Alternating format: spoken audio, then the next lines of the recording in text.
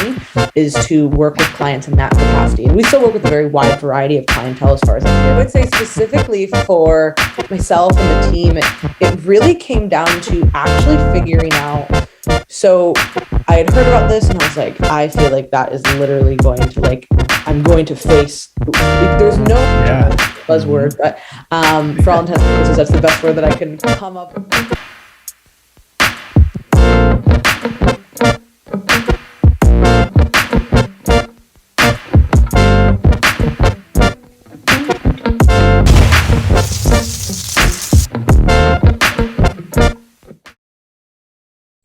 So Laurin, I know it's been about 2 years since you've been on our podcast. Last time we did a little series with like the pandemic, things like that. So, and I remember you were one of our very first guests when we first started this. I was like maybe through the first 5 episodes, and we're like 420 episodes in now. So it's been a while. It was May 2016. I looked back and I was like, holy shit, six years? Before I hopped on, I was telling Chris, I was like, what? It was 2 years ago, but then it was a little pandemic series we had. Yeah.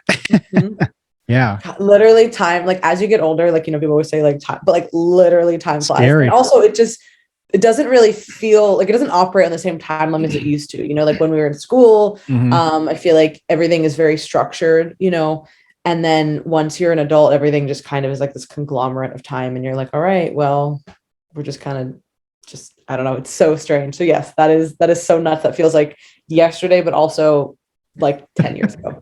Yeah, exactly. Well, so fill us in. So let's go, let's circle back to 2 years ago. Right. So what are some big things that have happened? Some aha moments, learning lessons. I mean, 2 years is a decent amount of time. There's a lot of shit that has been going on in the world. Yeah, for sure. Well, yeah, that's a whole different podcast, but so there's a lot that's been happening for everybody, but I would say specifically for myself and the team, it really came down to actually figuring out what the real problem that we wanted to tackle as a company was and is still.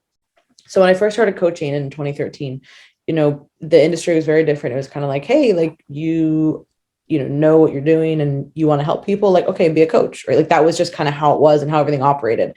And then I started, when I started my business, I was competing. So I was much more heavily into that. And, taking a step back from all of that and then really, spending now 9 years working with people and interacting with them and seeing, okay, what really is the problem that we're trying to solve? And I started to see the same recurrent patterns over and over again with clients' mindset around food and training and their habits and just kind of this lifestyle, I guess we would call that their lifestyle, and how that was creating all of this chronic dieting and this yo-yo cycles.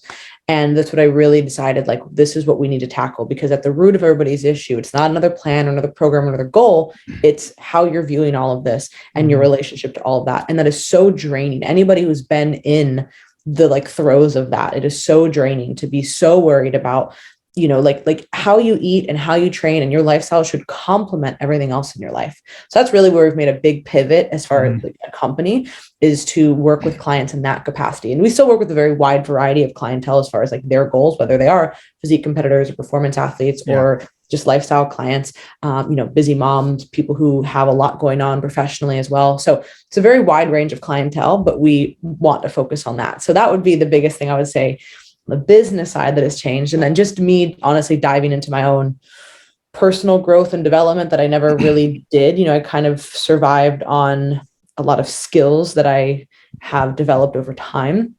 But then that's still kind of surface level, right? So doing a lot more of that kind of inner work. Yeah. Buzzword, but for all intents and purposes, that's the best word that I can come up with at this point. And that's, so that's been what's going on personally and professionally. Yeah. So let's share a little bit of that inner work. Exactly. I want to hear that. I want to hear more about this. That's got to be a little bit deeper. Yeah. Oh yeah. I mean, it's certainly been, there's just times in your life where a string of things happen and you're like, all right, I need to work on this, or I can't continue to use my negative coping skills. Right. And I'm really good. I've always been somebody who's very good with here's a goal, go attack it. Here's you want to achieve this, you want to do that. You want to just go down the line of all these things.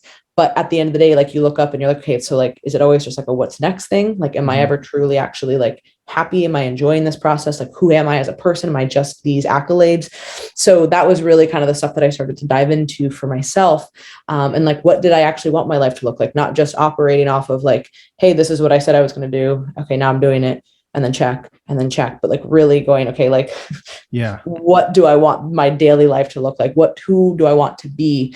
And those are really hard questions, right? And then also figuring out like, what are the negative coping mechanisms and skills that I've used over and over again that have allowed me to be successful in certain areas, but really fail in others. So taking that kind of inventory on yourself and being really honest, and it's certainly challenging and it's not really fun to confront, but at the end of the day, it's like, I was in such a negative place that I was like, the alternative is going back to that. And I don't want to do that. Gotcha. And then how's that going? Like that whole like kind of like journey and process? Cause I know it's very difficult. I've dealt with my own like demons. I'm still a work in progress, and for sure. It's hard. Yeah, it's an ongoing process, right? And I think once you recognize it, you also realize, wow, this is never going to end, right? This growth and this pursuit of growth is never really going to change, but it's different than like pursuing just like a tangible thing, right? This is kind of like that deeper level.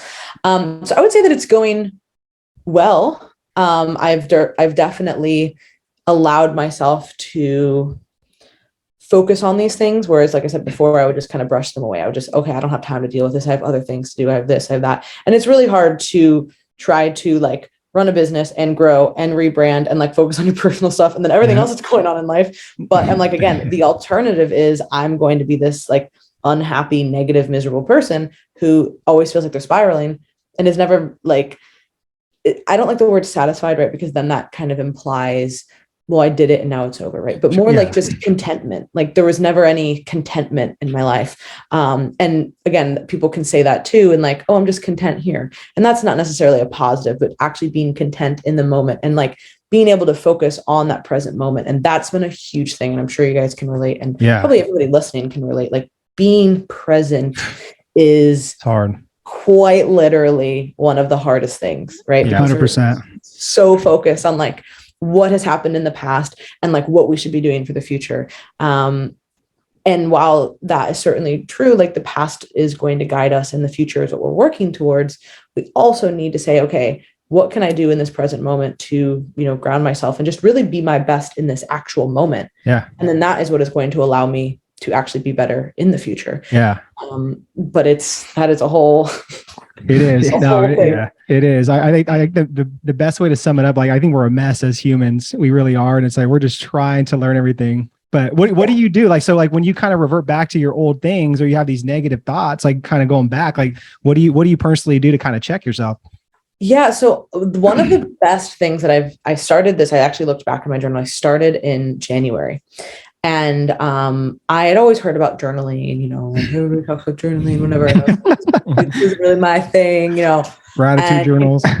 Again, like you kind of paint in your mind what what you think it is, but in the reality, it's like, how this could actually benefit me. So I was prompted by a therapist to try it, and I was like, all right, like, let me, I've heard this so many times, like, what the fuck else do I have to lose? You know what I mean? Yeah. Went and bought a notebook, and, a lot of people have very specific journals. They have like a prompt or they have this or that.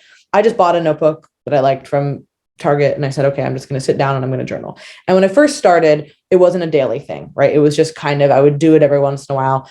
And then, so for the first 2 months, it was kind of just, I would randomly do it. And then the past 3 months, not every day, but almost every day, I have journaled something. And some days it's kind of like half a page of a hodgepodge of something. And then some days it's like 6 pages of just like word vomit. Right. Wow. And for me, the getting everything out there, right, has been what's really important for me individually. I know, again, some people like the prompts, some people like the intention, some people like whatever that is. And I'm not against that. And I do think at some point I will get into that more. But for me, I'm somebody who constantly is like, I have so much chaos in my brain. I constantly have lots of thoughts. So for me, what I found to be really useful is I'll wake up and I'll go for a short walk in the morning. Yeah. 10, 20 minutes. If I can go for a longer walk, that's great. But a lot of times it's just 10 or 20 minutes. And that will get me to start thinking about something, right? In that time, I might do a meditation, like a guided meditation, or I might just come back and I might just journal. And a lot of times just getting those thoughts out, sometimes like we think, well, I have nothing to write about, right? And sometimes the thoughts are like screaming at you, right? And you're like, I just got to sit down and I got to get this out. But other times I find that you have to create that space in order to do that. So that's for me, the walking really, really helps. I'll go for that short walk and then I'll come back and I'll be like, something was on my mind a few times and now I'm going to write about this. And that has been one of the best things for me because, you know, like I said, there's all these thoughts that are swirling around constantly. And they feel very overwhelming and they feel just really repetitive in nature. And it's like, all right, let me just get this out and then actually feel, okay, what can I condense from this? What can I adjust from this? What can I actually reflect on with this even more? Right. And sometimes I don't really know what it is. I just kind of write stuff and I'm like, I'm not really sure what this all means yet, but it'll come back around. Yeah. So I would say that the journaling has been probably number one. Walks have been, you know, I know you guys commented on that. Yeah, those are game changers for real though. Yeah. Literally. And people probably like, bro, stop talking about walking. Like I talk about walking so much because I have not found one thing that is so powerful physically and mentally. Like there is not one activity. Now, of course, if we're like, what's best for building muscle? Obviously lifting weight, you know, like, it's not like, I'm not saying it's like the best thing ever, but in terms of just like overall, like health and well-being, nothing beats walking. And it is so underrated and it is so simple. And I mean, of course, there are some times where people are in an environment where they can't walk. And I don't want anybody walking where they're not like safe, but in general, I would say that most people have access to walk. It is free. It is of all like ages, fitness levels, etc. Right? Like you don't need, this isn't like I got to go and like put on a weight vest and like power walk and like, you know, do some sprints. Like you can also do that. I'm totally cool with people wanting to do that as well. But what I'm talking about here, and what I know you guys like to utilize as well, is just going for like kind of like a brisk walk and just going and doing it. And just, there's really like not a lot of effort there physically, but there are physical benefits. And there's so many cognitive benefits as well. Like it's so crazy. So walking, journaling, meditate, which we can talk a little bit about, and then float tanks have been like huge. So okay. Appreciate you sharing those. That's a good list. That's good stuff. Have you guys ever done a float tank? No. Let's dive in to that. I want to hear more about that. So again, kind of same idea. The first time I did it was in January. I had been thinking about doing this for a long time, right? And so for anybody who's doesn't know what a float tank is, basically it's this pod of sorts with a ton of salt in this water. So like you're buoyant, right? And basically everything, you're completely submerged. Your ears are under, but your eyes and your mouth and your nose are out, of course. But everything else is completely submerged in this water. And it's this pod and it's complete sensory deprivation. So when you shut the pod, there's no sound and it is completely pitch black. So I had heard about this and I was like, I feel like that is literally going to like, I'm going to face, there's no other option but to face whatever you're thinking about there. Right. And that's very scary. And just being in like the absolute pitch black has always been a little bit scary to me as an individual. But I was like, you know what, like, I just feel like I should do this. So I was talking to a friend and he was like, yeah, I found this place. I feel like I should go to this soon. I'm like, let's just buy it. You know what I mean? Like you do yours over there. I'll do mine here. And like, we'll just talk about it. And so I bought like a 3 package thing. I was like, whatever, I'm going to go do this. So the first time I got in there, there was a little light in the corner and I was like, okay, I'm going to leave this on. Cause I shut the tank and then like my eyes are closed, but I'm like, okay, I've done enough. Like I know enough about like our eyes as well as just like meditating. I'm like, this is not pitch black. So about 10 minutes in, I turned it off and went into like almost like a full blown like panic mode. And I was like, okay, this is exactly what I was scared of. You know what I mean? And then I was like, what are you scared about right now? You know what I mean? Like, what are you scared about? And then I was like, nope, like we're doing this. I'm not turning the light back on. And honestly, like they are some of the most, for me at least, I'm somebody who's very like context dependent. So I know when I go to do a float, I have set it up in my mind that, okay, I'm going to drive there. I'm going to dedicate this hour to this float. I'm going to go in with something that I want to think about. I may think about something completely else when I'm in there, but I at least have an intention when I'm going there. And this is going to be a productive 60 minutes. So for me, when I combine those things, like I kind of stack all that stuff, I go in there and I get a lot out of it. I mean, of course you could just float around there and just not think about anything, but I go in there and I do let my mind wander, right? Because sometimes then like things come up. But it has certainly been very eye-opening. And there have been certain things, like I said, I will go in typically with some kind of intention. And I would encourage anybody who wants to go float to have something that you want to think about, right? And let those thoughts come to you in the process. But definitely have something to go in there. So you're not just like, oh, I'm bored. Like you don't want to be doing like a huge waste of time. So I usually will go in there with something that I want to think about, or like something that I read, or something that I'm working through currently. And then I let everything else flow to me. And there are some very powerful experiences in there just because of, again, you're creating that space for yourself to have those thoughts. And I think a lot of times the biggest block that we have as individuals is we want to think about these things, but we don't allow ourselves to do that, or we're not in the space to do that, right? Like some people can sit in their office and meditate for an hour and like figure out what they want to do at the next point of their life. For a lot of people, that is too like comfortable and too, they would get too distracted, you know? Yep. So like for me, it's like, all right, hey, I'm going to drive. I'm going to go here. I'm very intentional with it. Like I set up this appointment and, you know, maybe that's not the point, but I don't really care. For me, this is how I'm getting the like results at this point. And I'm able to make those breakthroughs. So I think that for some people, like if it is a float session or it is going to like a guided meditation class or somehow physically, it's even like with therapy, right? Like a lot of people, you know, I will always say it's kind of like coaching, right? Like if you find the right therapist online is better than a mediocre therapist in person. Yeah. If you can find a good in-person therapist, right, it's going to be great. And part of it is because you are going out of your way to drive somewhere and be face-to-face with someone and do all these things. So I think part of it is like, if you're trying to do this type of inner work, it can be really hard in your own environment. So if you're like, I'm trying to meditate at my house and I don't know why I can't do it, or I'm trying to do this, even like reading, it's like, sometimes like we're so distracted by things. It's like, go to a coffee shop, go somewhere and go and do this. And I've just learned over time, you know, through all this discovery that like environment for me is so important. Yeah. Likewise. And if we don't put ourselves in the right environment, we're not going to be able to make those types of breakthroughs or do that type of work. So I would highly encourage the float tank for you guys. You know, like I said, everybody I've talked to pretty much said, okay, go. Basically, before I went, I said, okay, hey, any tips I need to know, you guys, I'd like put it on my Instagram. And everybody pretty much like said, you know, wear earplugs, which they give you earplugs because you're an expert. So you need earplugs. Go in with something to think about. Yeah. And of course, my friends were like, take psychedelics. I was like, okay. So I have used, and again, you do not need to do this whatsoever. I've gone in there completely sober. I've gone in there with a small amount of THC. I've gone in with a small amount of mushrooms. Very, very minor amounts. This is not like, I'm not like tripping by any means. I'm not super high. That would defeat the purpose. But for people who enjoy those types of things, you can certainly use that, or you can go in with nothing at all. And I've done all of them and I enjoy them for different reasons. Yeah. So I think, again, it kind of depends on you and what you need. But it's certainly a really fun experience. And so, yeah, I would say that that's been a huge thing that I've done. And I haven't even done it that many times, that every time I go, there's something that like I take away from it. So yeah, no, that sounds awesome. Seriously. Like I've never heard of those before now, but now I'm going to go look them up and see if they you guys better go to a float tank like next week, you know? Exactly. No, that's super cool. I appreciate you sharing that. Chris, are you really going to go? Well, I'd go check it out. I'd go check it out at least, right? See how it goes. If I can get a breakthrough out of it, absolutely. I'll try it. It does sound interesting because I'm the same way. I know. My bad. I know you're probably like, dude, why did you do that? Just really quick, and we'll be back to that video.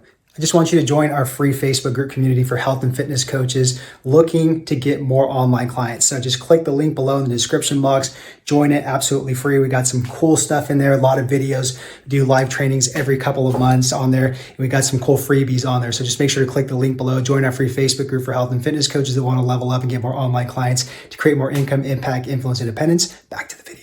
I can totally relate too. It's hard for me to just shut down at night. It's hard for me to get my mind off of business, different ideas, and be present, you know? So I would definitely try it out for a breakthrough like that.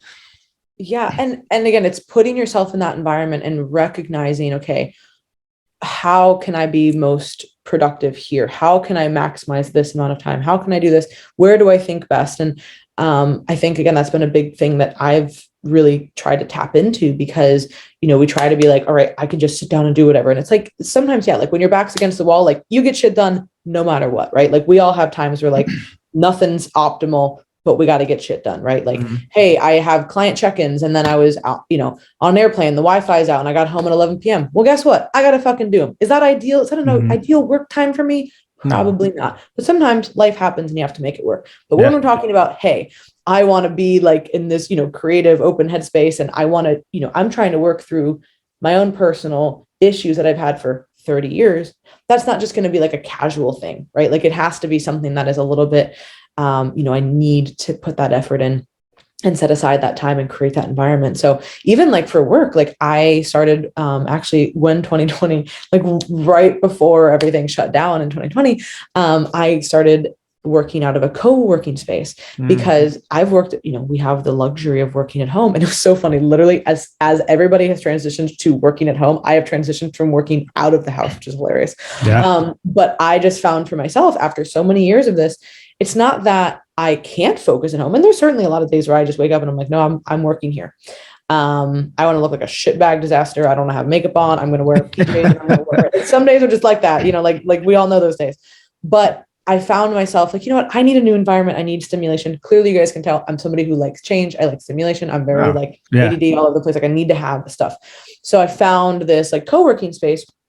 So even for me, just having a few days where I can have a different environment is so helpful for work and creativity. And then it's like, oh, well, if I'm already down here, I'm downtown. Now I can go to this other place if I want to. And that's an easy walk. And then, oh, hey, I can go find this new, right? So you just have to decide, okay, what do I need to work on? How can I optimize this? Because somebody might be completely different than, what we're talking about here. But I would say that more times than not, when people are trying things, especially like self-reflective type things, it's really hard to do in your current environment. Especially like meditation. That's another thing do you guys meditate? Is that like a thing that you guys? I don't really meditate like that, like super deep, but I've tried apps and stuff too. And I just think it's the environment I'm doing it in, to be honest. Yeah. So it's another one, right? It's another thing I had tried for years to meditate, right? And I was like, it's not for me. I'm not a meditator. I'm too fidgety. I'm too agitated. I literally even got a book at one point that said meditation for fidgety skeptics. And I was like, that is, you know what I mean? Like if we could describe me in one word, like that's it, or one sentence. And then finally I had, I kept trying. So I use, it's called Waking Up. It's Sam Harris's app. So if you guys don't know Sam Harris, he's incredible. And he's very, he's all obviously into consciousness and meditation, but he does it in a way that's not like, so I like his style. Let's just say that I like his style and his approach, which might not be for everybody. It's very kind of like point blank, sciencey, kind of straight to the point, but I like that and appreciate that with him. So he has this app and they have an intro course, right? And it was at the time when I first started, it was 50 sessions. And then now they actually broke it down into 30, which makes a little more sense. It's like a month, but I went through it probably 3 or 4 times before I finished it. And I said, okay, I'm not going to start the other ones until I do this, because that, I have to be a certain way about things. So I would start it, stop it, restart it, stop it, all this stuff. So I finally got through it. And again, it's not a practice that I do daily, but it is another thing that I find can be really helpful. And the thing with meditating that is so hard is, if you've convinced yourself that you're not somebody who can meditate, you're not going to be able to meditate. And that was my biggest hang up for years. Like, that's not me. Again, I can't think like that. And that's not what it's about. It's not about being right or wrong or better or this. And like the very type A, highly driven perfectionist person, which I am. And, you guys are too, probably to some degree. I'm like, I'm not going to psychoanalyze the situation, but for people who find themselves in that situation, it's very, very hard, because we want to be like, what's the end goal? Like, what's the metric? What's this? And it's like, there is no metric. The metric is I'm here and I'm being present. The metric is being present, but there's no way to really quantify that. And sometimes, I'll be honest, I sit through a meditation. I'm like, I got fucking absolutely nothing out of this. Like, I am just like the monkey in the brain, like the bing, ding, like that's like me the whole time. And I'm like, this was kind of a wash, but I tried, you know what I mean? And then there's other days where I'll be like, I was pretty grounded here. This was really good. Other days, what's beneficial about the meditation is that something continues to pop up and I'm like, this is something that I need to think on. This is something that I need to really work through. And then sometimes there are those glimpses of just like the absolute present moment. And it's very fleeting. It's like a few seconds, but it's like, whoa, this is crazy. So I would say that it's not something that I've mastered by any means, like none of these things. Right. But again, that's not the point. And I think for a lot of people, the reason that they stop is because we want a metric, we want a feeling, we want this. And the end goal is just to simply be present. And that's going back to what we talked about when we first started. Like, that is so hard, but like, That is it. Like that is what we should be striving to do. Because if you can't be present in that moment, then literally nothing else matters. Yeah, absolutely. Right? Yeah. Yeah. I mean, this is like, honestly, like I can relate to so much of this stuff because I'm very similar in a lot of ways. You know what I mean? So it's like, this is really hitting home. I like where this like discussion is going. So I want to kind of keep this on this same subject, but let's just say like, you know, we're talking about being present, right? And nothing else really matters if we're not present. But right now, currently, you know, you've done a lot of work on yourself to be present, right? What keeps you up at night these days? A lot of things. I honestly, you know, I would say that for me, one of the hardest things is balancing this fear of the unknown in the future, right? Whether it's personally, professionally, both, just kind of just the world. You know, I have a lot of weird thoughts about things at all times, but so I would say like, we'll just stick to personally and professionally, the unknown, right, of the future. But then also, so being scared to like move forward, but then also not wanting to go back to the past and like holding on to past memories that you can't let go, or past failures or past experiences. And that like constant interplay is what is so hard to get through. And that's what makes the present moment hard, right? Because it's like, all right, anything that I'm doing right now, I have to make a choice of what I'm doing. And that's going to either be guided by something that I want to happen in the future that I'm working towards, but I'm scared of what that could look like and how that's going to unfold. But also what's holding me back for doing something new or pushing that way is this like kind of past like rejection and failure and all these like stories and all of that. So I would say that that's like the constant interplay that I'm trying to work through. And I would say that, that's really, that's what everything boils down to. Of course, there's specific day-to-day things, right? But I would say that the overarching theme always comes back to those two, and is really trying to rewrite how I'm viewing past experiences and then how I'm thinking about the future. Yeah. And if you don't mind, like if I just go a little bit deeper on this, like would you mind giving like an example of just like something that you just kind of fear in the unknown in business and like just like, you know, personal life? Yeah. So I would say in business, right? Like we've gone through a rebrand, right? I kind of mentioned that in the beginning, you know, we are changing when I first started, like I said, it was very different, just the industry, but also just, you know, being more heavily in the competition scene, you know, me competing myself, which would bring in people just kind of by default. Right. And then also people, you know, working with competitors and I still work with competitors, but just in different capacity. Right. And so making a total shift in the work that we want to be doing, right, is scary in and of itself. And then coming out with we're working right now on an app in order to work with people in a different capacity, because, you know, I also recognize, okay, like I love one-on-one coaching, but there's always going to be a cap here. I never want to be a coach mill. That's like not my end goal. I've always wanted to work with a small amount of people. And my coaches, you know, mimic that same sentiment. So it's like, all right, how do we work with how do we grow and share our message in a different way? So we're working on something that's completely new. And it's super scary because I'm like, we're putting so much time and effort and money into this, and this could completely just like not work. Gotcha. Right? Like the tried and true method of like how I built things, we're no longer doing. So everything is kind of new at this point, which is really, really scary. And it's not just about me. If it was just me, it would be scary, but it wouldn't be as scary as me having coaches that depend on. Right. Yeah. So there is a lot of anxiety there in terms of, okay, is this going to work? You know, but again, it's like, okay, is this going to work? I don't fucking know, but this is what I want to work.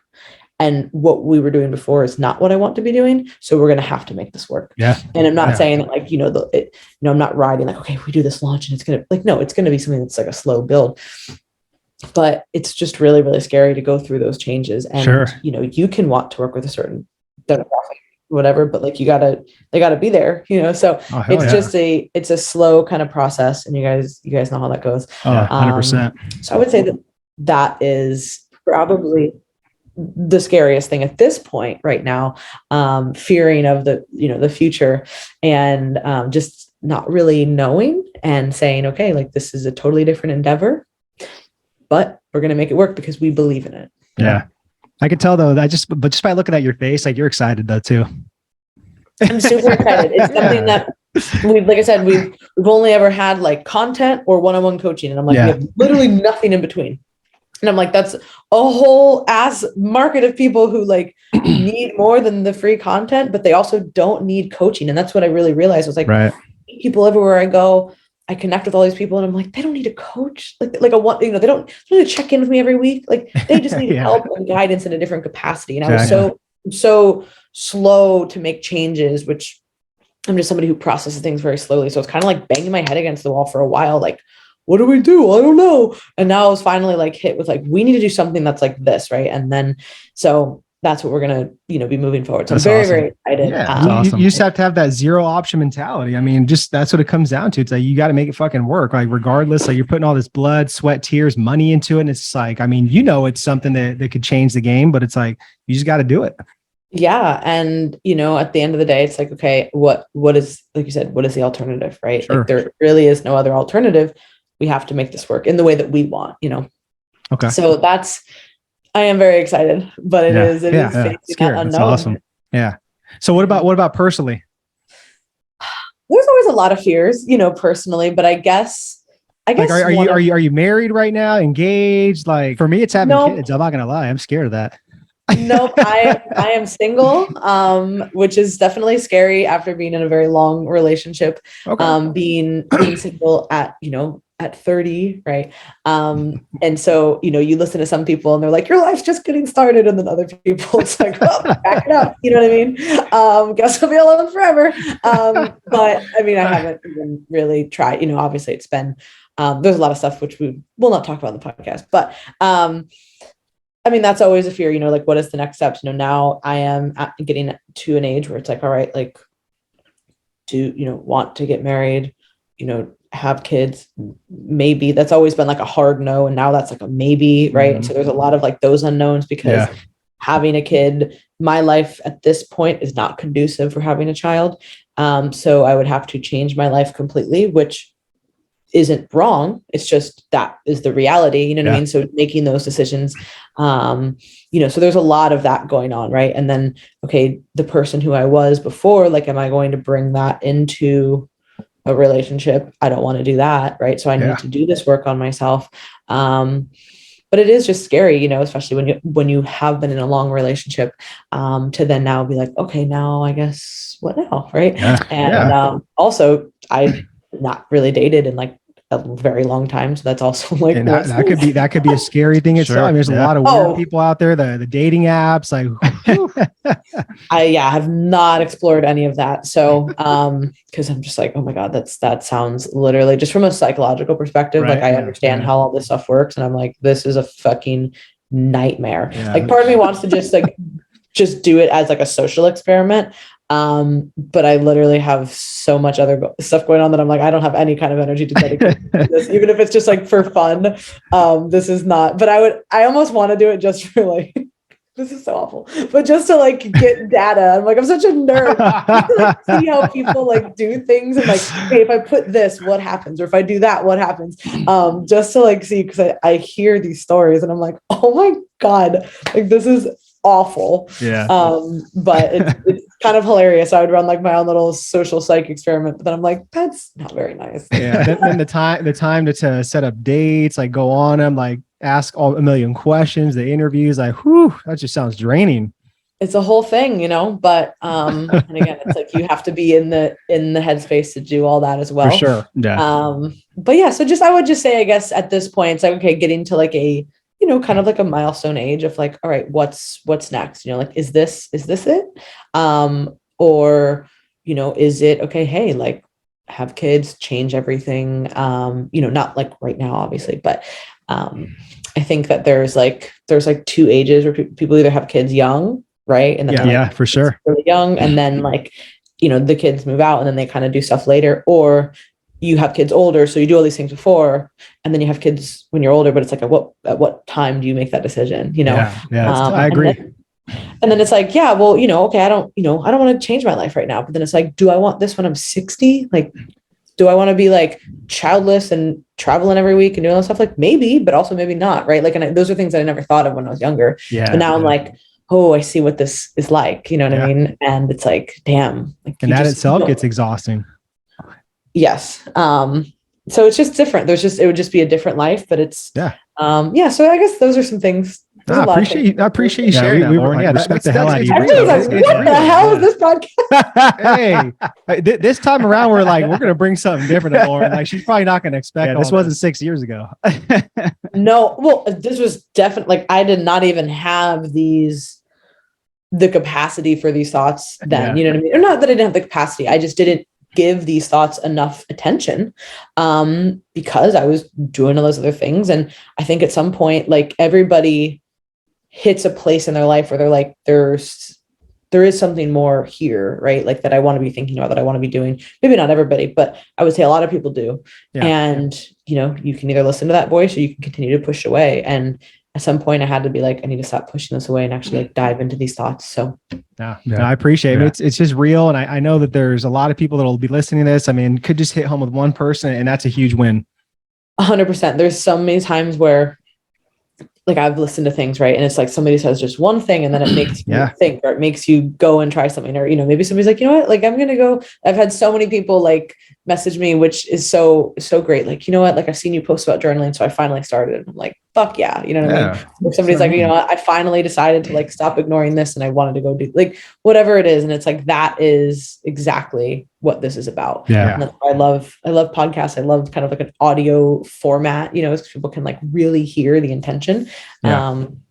So yeah, I hope some of these tools that I shared, or things that I've been doing, tools in my journey, are maybe helpful, one or all of them. Yeah, that's awesome. I better go float and let me know how it goes. I will. But no, this is good. So just kind of moving forward. So then, like, what is next for you? Like, what's next for the rest of, like, these 6 months? I know you talked about, like, just the pivot and stuff with the app and all that stuff. But is there anything else that just, like, that you want to share that what you're doing? I would say that the app is really the biggest thing that we're focusing on right now. We've started this rebrand, right? And we've adjusted our content. We've adjusted our podcast. So we're now back to doing 2 a week on the podcast. Cool. Just kind of continuing to put out, this new message and this rebrand in our content. So that's a whole, pivot in and of itself, as well as, putting this app out, and then continuing, of course, to refine our methods as, with our one-on-one clients and all of that. That's certainly not going anywhere. We are still taking on clients. But this is that the same podcast with Paul? No. This is our team podcast. Oh, so, okay. Gotcha. Okay. So we typically it's either just myself. Sometimes I put out short episodes. Myself, we have a team therapist, so we'll put out episodes with him, put out episodes with the other coaches, sometimes interviews. So it's just kind of a whole mishmash of different things. Yeah. But so just, rebranding everything, doing this app. I was working on some other projects that I can't really share, but that is getting tied up, thankfully. That was a lot of mental energy and resources and writing. And then, just really continuing to refine all of those things through the end of the year. And I'm really excited for all of it. It's just, it's like I said, it's a lot of that back end work right now, and then it'll all come to fruition. I'm excited to see how that unfolds, and be able to hopefully get into some, like, my goal too is, with something like this app, is to potentially get into some kind of corporate stuff, to where, because again, a lot of people have these things where it's like a corporate wellness program, right? Yeah. And they do, like a weight loss challenge every year. And I'm like, no, we can do better than that. Yeah. So, starting to, okay, this is how we actually make large scale impact, is by having something like this, to where now we can talk with companies or individuals and who know a lot of people, right? And can get that word out there. So trying to make a lot of changes for big, like, long-term vision stuff. So that's really what the rest of the year will be dedicated to. And then of course, there you go. There you go. Well, that's awesome, Laurin. I have no doubt, like, you're going to make that, like, dream come true. You're going to impact, like, just millions of lives, like, with, like, like what you've been doing, like your pursuit. So it's just, it's really awesome to see how you've evolved and everything's been going on the past couple of years. So before I ask the last question, I just want to commend you for a second and just say, thanks for opening up, honestly, just being like an open book, like you said you were, and just your bravery and just your confidence and just, speaking your word, because it's going to help a lot of people out that are going through, some of those walks in life too. So thank you so much. Yes, and amen to that. I'm trying to be more open. This is not something that I've ever really, I never share really anything personal. It's just kind of always been it's not really my thing, but, obviously I I still keep plenty of things personal, but as far as all of this type of stuff, even just opening up about this, I probably would have not done just a few years ago. So, but again, it's like I've felt compelled to share this lately because it's like, I don't know why, but I have. And I know that, again, if it can help just a few people to start to do this, because honestly, any change that we want, whether it's like with our health or our fitness or our relationships or just how we interact in the world, like all of that is going to start with us being these, like, like all really with us, no matter what we're doing, it all goes back to you. And we can't change everything. It's so hard because we want to make all these changes for everything else. And it's like the only person you can actually change is you. Absolutely. So doing this work, again, whether it's like health, fitness, mindset, relationships, whatever it is, like that all comes back to you and you are in full control of that. So if I can help just a few people on that journey, then that makes me happy as well. Mic drop. So final question, Laurin, is just like, what does it mean to you to live a dynamic lifestyle? Well, I would say that being dynamic is something that I've always really struggled with, right? I'm somebody who, like I said, makes decisions very slowly. I process things very slowly. So that doesn't really line up with being dynamic. However, recognizing that everything is going to change, whether you like it or not, has been really important for me. So realizing that there is a lot of power in being dynamic and adaptable and all of this, whether, again, this is coming down to like our food, our training, our mindset, our like everything. This is super important. Having this flexible mindset and being dynamic in how you process things is what will allow you to be a successful person in really any aspect. Because if you're only good when everything's good, you're not shit. So 100%. You have to learn how to be dynamic and how to adapt to different environments, because nothing is ever going to go as planned. And if you're waiting for that or that moment or that situation, it's not going to come. Yeah, so true. Yep. So damn true. Whew. All right. So where can the listeners connect with you? And is there anything we can support you on in particular? Yeah, no, I really appreciate you guys for having me on. Thank you so much. This was a different and unique conversation. So I hope you're like, got a lot out of it. She's going to get off and be like, what the hell? Man, I was feeling real open today. So you know what? Y'all got this, the best of me. So my social media is at Laurin Conlin, LaurinConlin. Our team Instagram is at Team Local Fit. Our website is teamlocalfit.com. And the podcast is The Local Fit Show. So really you can find anything through our website. Our newsletter is on there as well, which you'll be the first to know about when the app drops. And yeah, all the social platforms are either at Team Local Fit or at Laurin Conlin. Cool. And I'm slowly diving back into doing some YouTube stuff. And I did get a TikTok. I'm like, oh my gosh. I'm like, the most surprising thing of 2022 has probably been that, let's be honest. But so slowly I was always like, TikToks. And just like I thought when Reels came out, I was like, Reels are so stupid. And then now both Reels, like, like everybody else. And now I'm like, oh, damn. But here's the thing. I'm like, again, shifting my mindset, being dynamic with my mindset. Exactly. Yep. I don't want to have a TikTok to dance because I don't do that. But it's much more than that. You know what I mean? Exactly. And that was my own kind of like, I'm not a meditator. I don't do TikTok. Of course you don't do TikTok. You're not going to do that, but that's not what you have to do. So a lot of times just reframing those expectations of things has been important. So yeah, I'm also on there, which I love it. I know we were very resistant to it too. So I totally understand. I think everybody is who's old enough, you know what I mean? But it's just like that being resistance to change. And I'm certainly like change. You can't change all the time, right? Being so open that you're changing all the time has its negative consequences as well. But being too resistant to it will certainly hold anybody back. So I really appreciate you guys. This was awesome. And like I said, not what I expected, but I hope everybody got a lot out of it. Yeah, absolutely. You're very welcome. Well, guys, go follow Laurin, see what she's doing. She's awesome. You guys have heard it. So other than that, Laurin, thank you guys so much for your time. Appreciate you. And we'll catch you guys on the next episode.